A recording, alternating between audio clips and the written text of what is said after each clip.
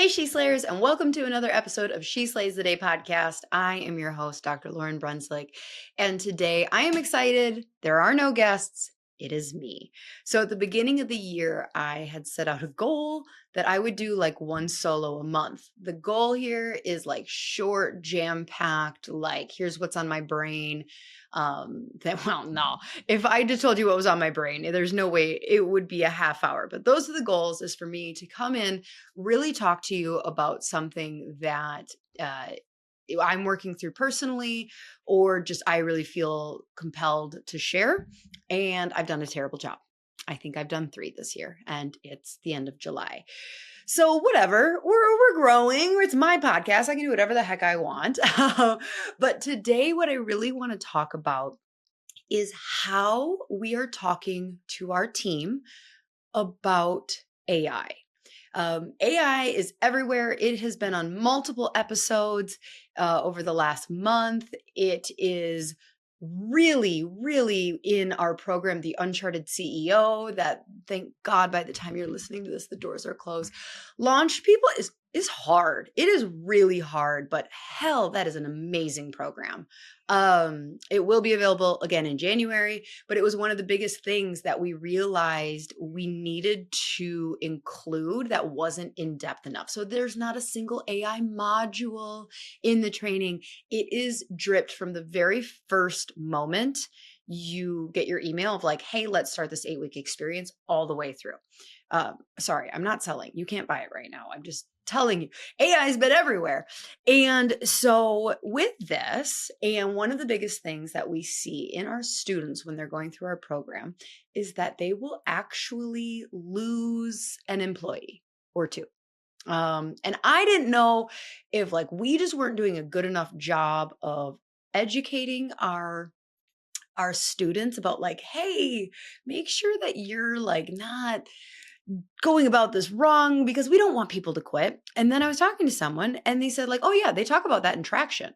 In traction, they totally tell you, and I didn't remember that part of traction, that you're going to have employees quit. So although I do want you to get rid of bad employees, I also just want to give you, as somebody who kind of like talks without a filter, some ideas on how to have the conversation that the future is AI with members on your team of the brick and mortar. So that's what we're diving into today, because I do believe that there is an ideal communication style of it getting your team excited about AI so they don't shut down. All right. Now, if you yourself are like, I am not on board with the future is AI yet in my clinic, well, then maybe you don't need to listen to this episode quite yet. But if you are starting to think about how AI can increase efficiency at your clinic, you are utilizing it on a daily basis in multiple different ways, and you are excited about how it's going to change your clinic, this is the episode for you. So before we dive into my notes, we are going to take a breath. We're going to pray.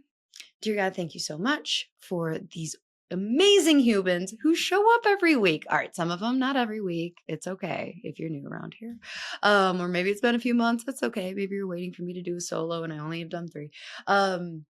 Thank you. Thank you for this platform in which we can communicate with each other, create an engaging community where they feel validated and we can all grow together.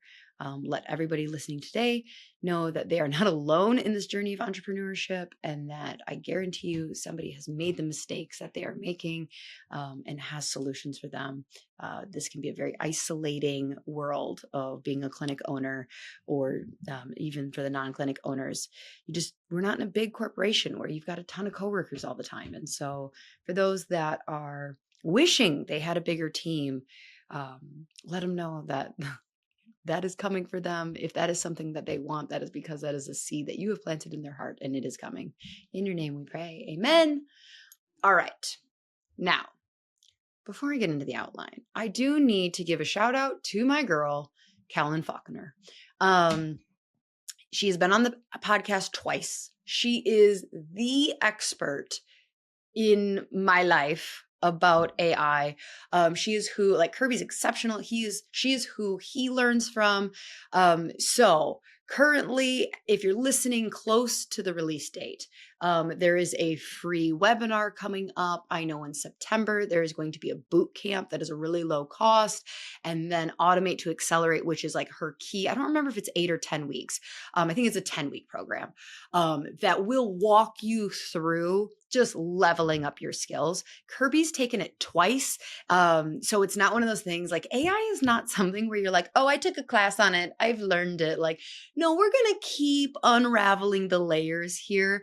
And you're going to keep getting better and better and better. So I don't know what Callan currently, as you are listening today, I will try, but just keep making sure you're following her. She is exceptional at breaking AI down for people in like bite-size chunks and like moving you along the way. All right, so let's talk about why this is really important. AI is not the future. AI is here. Like, it is absolutely here. It is how everything you are, this is not just Alexa anymore. This is on your phone, even your Google search, you're getting Gemini, your Spotify, like everything, it's here now. I interviewed Marnie Wills. I think it was Wills, not Willis. Marnie Wills a couple weeks ago. And she was talking about, she dropped this quote that I was like, are you joking? Oh my God. 63% of jobs will not be available or exist, in about 4 or 5 years when Gen Alpha enters the workforce. 63% of current jobs. And so it is here, it is shifting. Now, if you're sitting in your chiropractic clinic in a small town, like I am, maybe you're like, well, AI is not here yet. I promise you that you are going to see the job market shifting drastically. This is where if you are in a position of hiring, I really, really need you to no longer be looking for just the smiling face as good enough. We need A-level employees, and we need them to be highly adaptable. Okay. We need them happy. Yes, but we need them excited about learning and adaptable. So if you are hiring, I'm hiring right now, and this is the number one skill that I don't want to have to train. I can train how to take a new patient phone call. I can train, actually AI will. I was going to say, like, I can train how to like respond to a grumpy review, but like, no, AI will. I need somebody who sees that AI can fix all those problems for them. Like, I need someone who, they don't need to be excited, but they need to be willing. That is the number one characteristic in 2025 you should be looking for in a new employee. So, like I said, if most clinic owners are, hopefully, if you're listening to this episode, you're excited about it, you're using it, and you're starting to see that this can really help your business. But you need to handle the humans in your clinic appropriately. Otherwise, what will likely happen is you will face resistance, confusion. They will self-quit, quietly sabotage themselves. So this episode is really about how to gently but firmly bring your team along with you. Ideally, you're a step ahead of them, okay? Like, because we don't want you shutting down. So you should at least be, and maybe you have somebody on your team who's like steps ahead of you. Holy cow, that's fantastic. So really, we don't, I want you to have gotten your toes wet. I want you excited. I want you to have seen the possibilities. And you can't delegate this fully, okay? So if you as the CEO are going, I am 5 years from retiring, I am not learning AI, but I expect them to. I don't know. It's not my favorite style of leadership. Like, you do you, boo. I just don't think it's going to work. I just don't. I think that you need to lead from the front lines here. So they need to understand, as we're talking to them, this should be a very exciting and empowering conversation. Okay. How you speak, your tone all really matters, but they need to understand that this is not a tech upgrade. This is an entire culture shift. One of the things, to compare this to would be the smartphone. Now, if you have a bunch of Gen Z or like even Alpha, I don't know where the like young, if you've got a 20-year-old working for you, you don't need to worry about this conversation likely. Okay. But this is for those of you that are employing people in their 30s, their 40s, or their 50s that remember, like, oh yeah, there was a world before the iPhone. And now I can't even imagine my life without it. So if you just start there, that is a great place, because even if you have a 50-year-old who's like not into tech, I'd be like, could you imagine if you refused to get an iPhone? And they're like, oh, I love my iPhone. So they need to understand that this is not a season. This is just going to get more and more. And the feeling, I don't like using things like you're going to get left behind. To me, that really elicits a fight or flight response. It's hard to get that, but you can just say things like, could you imagine that if you were trying to run your day-to-day life just from a flip phone instead of that? Really, instead of trying to create the FOMO of you're going to be left behind, paint the image of how much easier their life is going to be with it, and that they do not need to become an expert, and even minimally using it is going to make their life easier. You do not want to come in like a bull in a china shop, because you're just going to break their trust. We're going to lead with empathy, clarity, and you're going to build this team. You're going to really be like, we're doing this together. I do not expect perfection. And I will say, if you want to, like, no matter what, I think you need to have this conversation. But I do know that in Callan's 10-week program, she allows your team, like I think you're allowed a certain number of team members to do the program with you, which is thebomb.com, if I'm honest, because then you don't have to train them. So again, I don't think she's launching that until October. But that is one of the best things about her program, is you guys can all learn together and she'll teach you. So you're having the conversation. So like kind of step one with them is you need to start with, why does this matter? It's here to stay. But again, we want to let them know that this isn't about, so a lot of times as a CEO, we use words like efficiency and productivity. And it takes a real certain kind of employee to be like, yay, I'm so glad that I'm going to 2x my productivity for you. Like, you get what I'm saying? So we really want to have the conversation around what experts, in your class, like we're looking at the best clinics and what they're doing, because we know that is going to cycle down over the next 1 to 2 years from them. Okay. You're gently letting them know that like the best clinics are already doing this. We strive, everybody kind of strives to be the best, but you're like also letting them know that timeline, that you're like, this isn't something that I'm expecting us to be exceptional in. We're not jumping. We're not going to change 17 different things month one.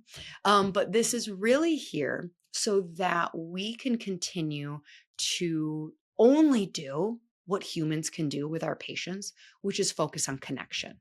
And if you are stuck behind a computer, if you are sending emails, if you are answering some of these simple questions, account stuff, like that is taking you away from being with them or with the patient who's in your clinic and having human to human connection. You probably really employ very empathetic people. Those are some of our best employees, whether they're doctors or front desk. They really care about people, and that's why they like this job. And so letting them know that this is going to give more of that and less of the stuff they don't like doing. So resistance to AI, it's really about fear. Okay.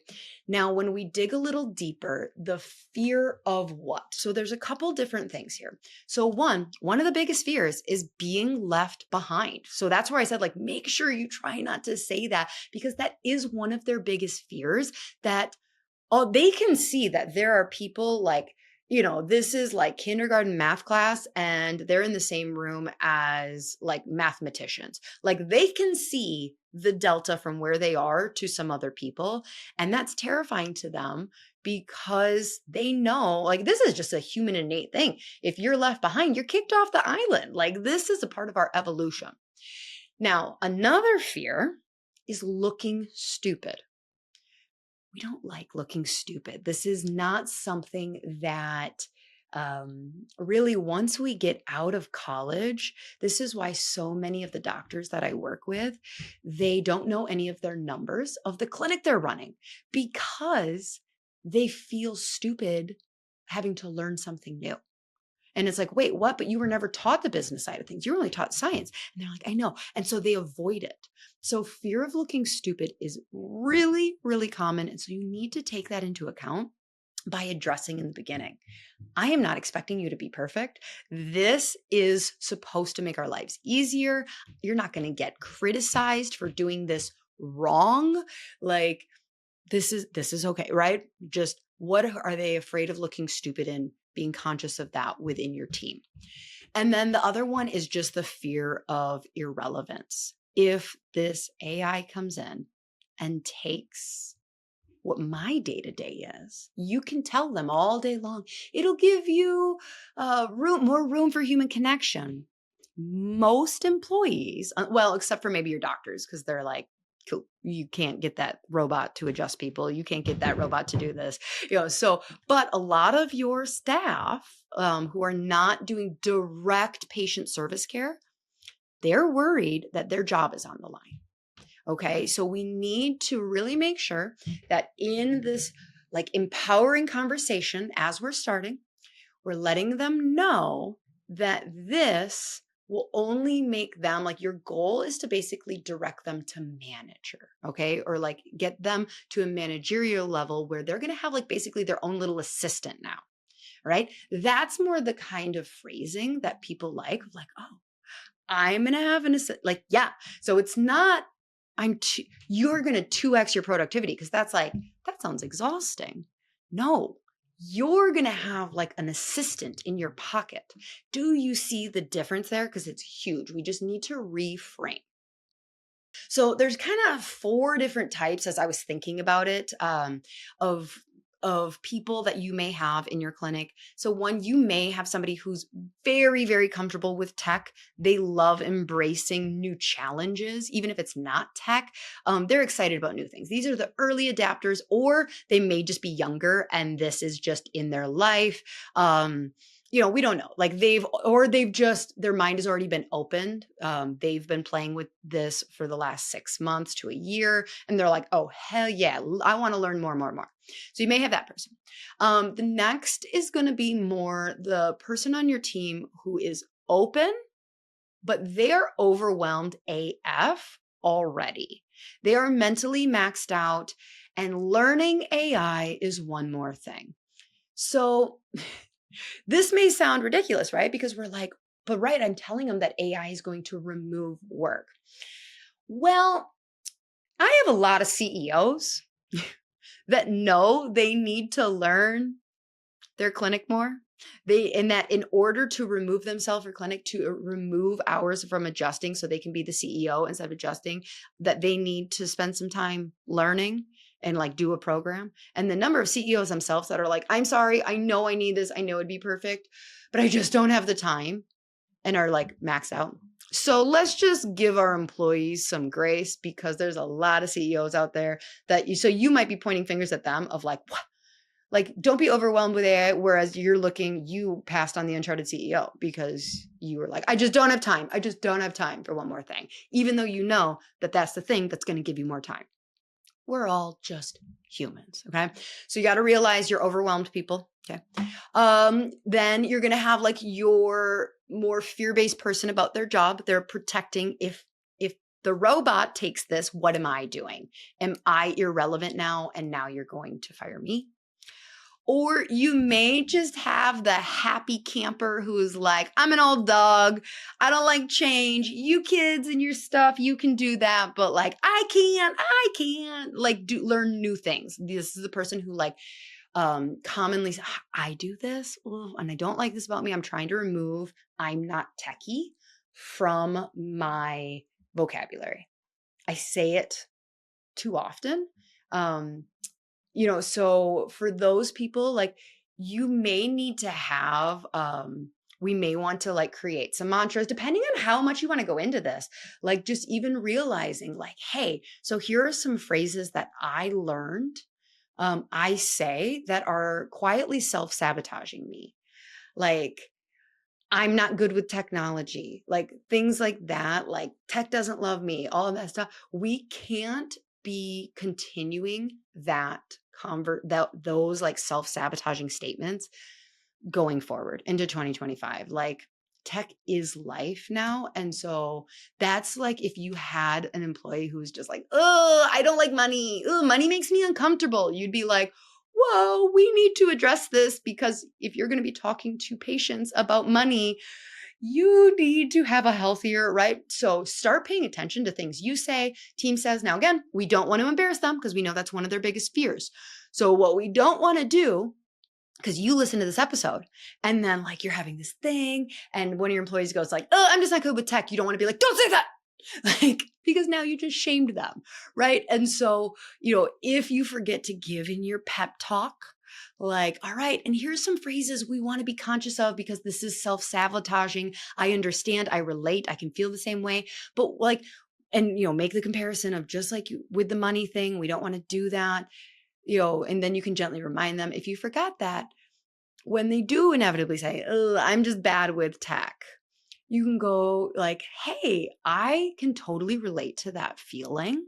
I have for the last couple of years kind of had that as my story too. But the fact of the matter is I think that when we say that, we're really creating a false identity for ourselves. You don't need to say it like that, like whatever. Ask Chad how to approach that, like whatever, but like just enter it kindly. Okay. So those are kind of like the main types of employees that you're going to have. Now, they're likely going to have more objections. And one of the objections may be around our patients going to like this. So now we are, as I'm recording this, AI agents, I can't even imagine where we're going to be 6 months from now, but they may have some validity.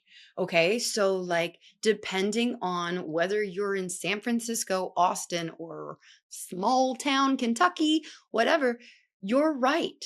Some patients may want to talk to a human on the phone. And so an AI agent right now, maybe not the first place you want to jump to, but maybe an AI chatbot would be, okay? Like installing an AI agent on your website that could say like, hey, are you interested in becoming a new patient? Answer some questions and then direct them to a phone call. Maybe that is where you guys are at. But we want to let them know that like the patients ultimately care about speed.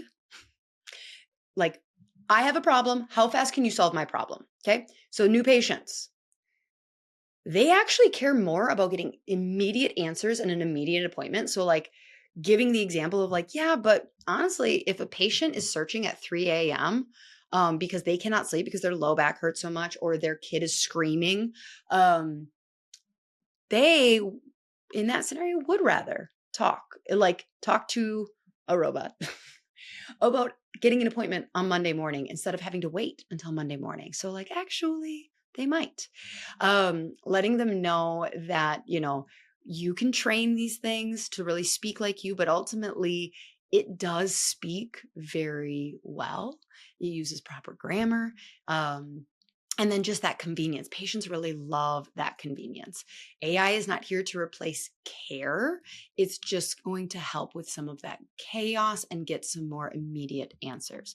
Done well, AI is going to create more time for patient connection, not less. So that, we just have to, when they have a concern about what about this, we want to validate like, yep, I definitely understand that. But the other thing on this is remind them that your clinic is not a bubble of interaction. Dental clinics are doing this. Law clinics are doing this. Walmart is doing this. Amazon is doing this.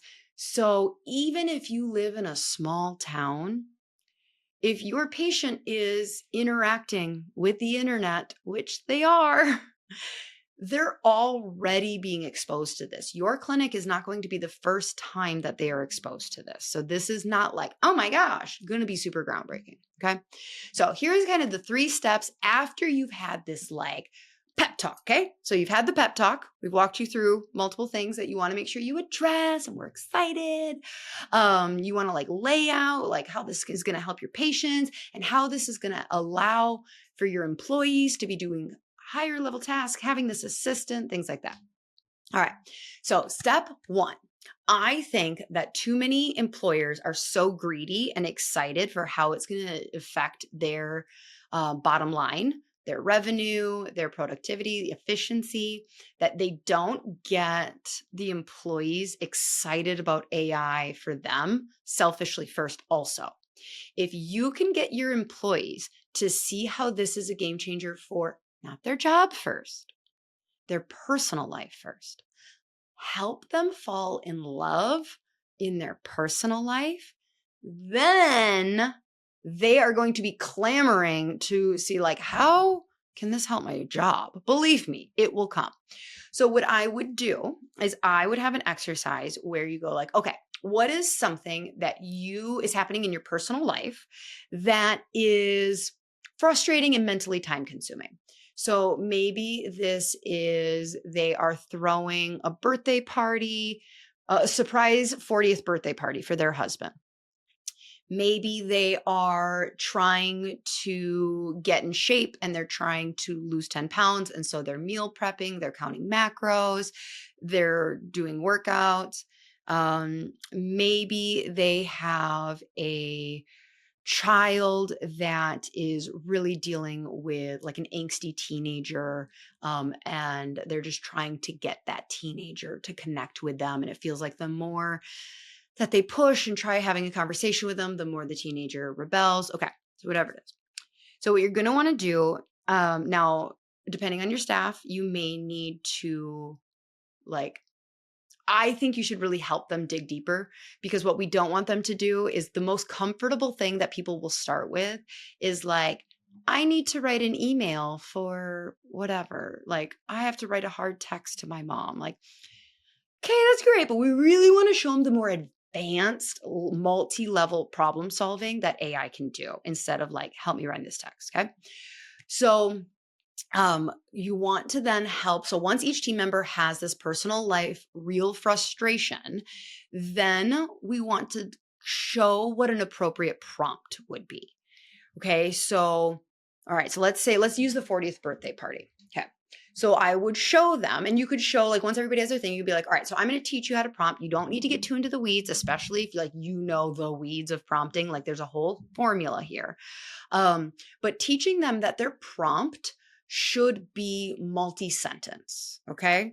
Saying like, setting up the problem, like, okay, I am looking to plan a surprise 40th birthday for my husband.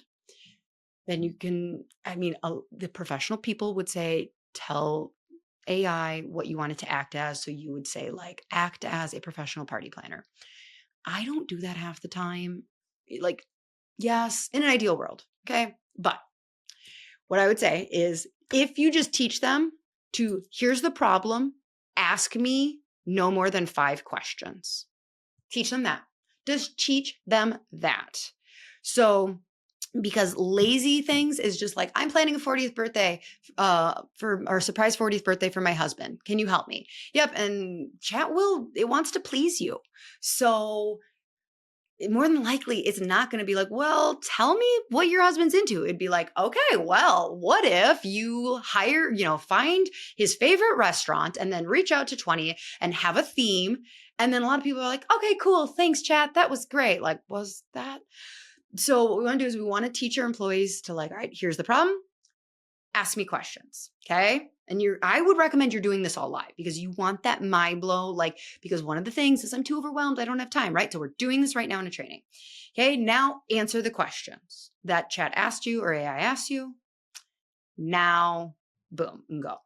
this exercise right here, when they see like, whoa, this is good. Now teach them to not just accept the first thing. So, I mean, unless they're like, oh my God, this is better than I could have ever expected. But let's say that somebody said like, I am wanting to lose weight. You may say like, I'm wanting to lose weight. I'm 35, my knees hurt, so I can't have high impact exercises. Help me create a meal plan. And they're like, wow, or ask me questions. Okay. And then it does. And your employee might be like, wow, that's really, really cool.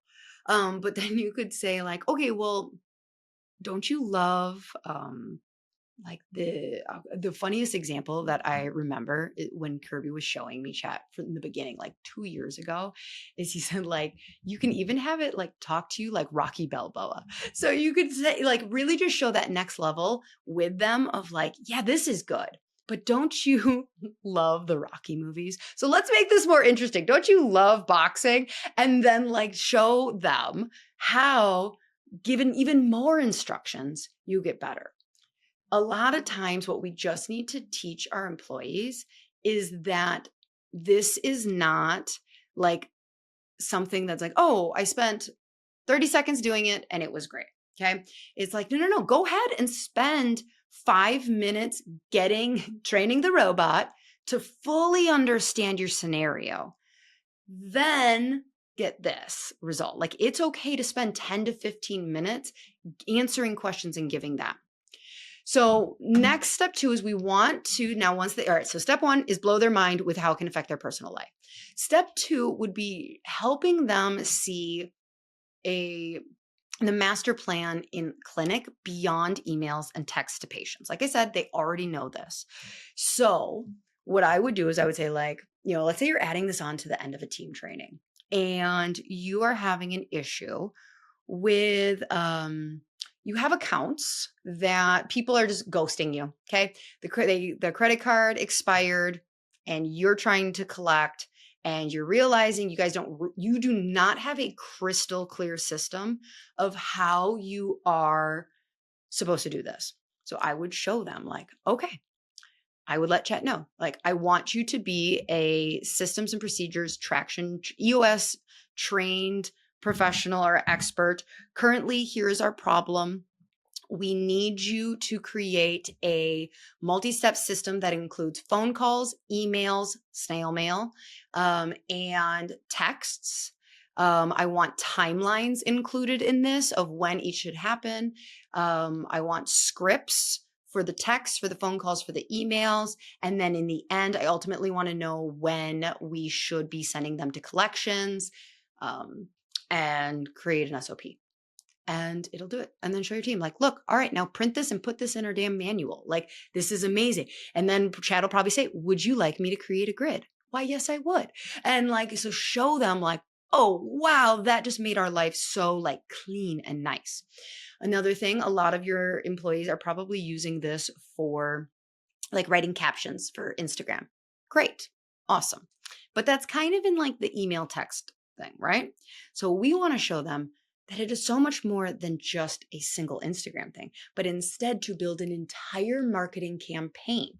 So if your people are really used to using caption or like writing captions for Instagram, go like, okay, so we are hiring a new doctor in August and we are going to use AI to help create an entire marketing plan for the month of August and September, including KPIs for networking for the doctor.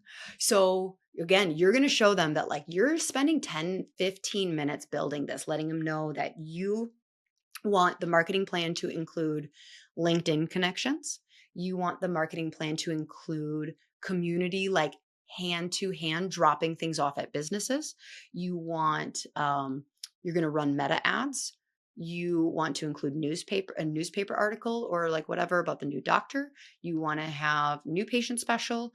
You want to have a health talk, whatever. Like, what do you want? What do you want in your 2 thing?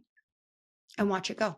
And then again, teach your employees this is great, but we're not just stopping here. We're going to take it one step further of going like, okay, so let's say it said like, one of the ideas was to drop off information about the specific technique that this doctor is trained in with cookies.